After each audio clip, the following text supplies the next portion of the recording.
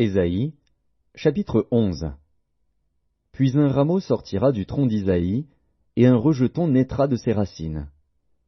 L'Esprit de l'Éternel reposera sur lui.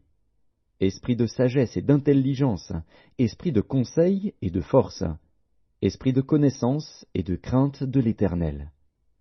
Il respirera la crainte de l'Éternel.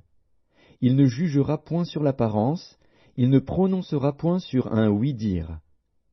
Mais il jugera les pauvres avec équité, et il prononcera avec droiture sur les malheureux de la terre. Il frappera la terre de sa parole comme d'une verge, et du souffle de ses lèvres il fera mourir le méchant. La justice sera la ceinture de ses flancs, et la fidélité la ceinture de ses reins. Le loup habitera avec l'agneau, et la panthère se couchera avec le chevreau. Le veau, le lionceau, et le bétail qu'on engraisse seront ensemble, et un petit enfant les conduira. La vache et l'ours auront un même pâturage, leurs petits un même gîte. Et le lion, comme le bœuf, mangera de la paille. Le nourrisson s'ébattra sur l'antre de la vipère, et l'enfant sevré mettra sa main dans la caverne du basilic.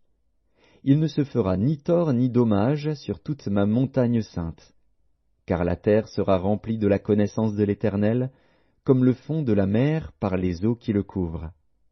En ce jour, le rejeton d'Isaïe sera là comme une bannière pour les peuples. Les nations se tourneront vers lui, et la gloire sera sa demeure. Dans ce même temps, le Seigneur étendra une seconde fois sa main pour racheter le reste de son peuple, dispersé en Assyrie et en Égypte, à Patros et en Éthiopie, à Élam, à Shinéar et à Hamath, et dans les îles de la mer.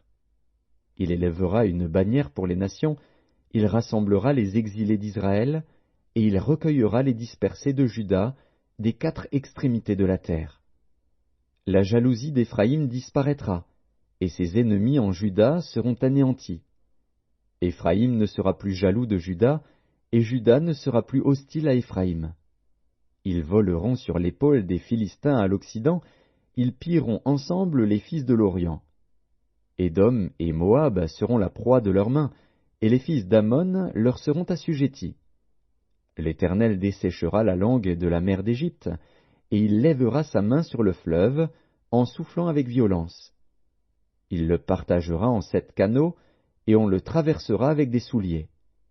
Et il y aura une route pour le reste de son peuple, qui sera échappé de l'Assyrie, comme il y en eut une pour Israël, le jour où il sortit du pays d'Égypte.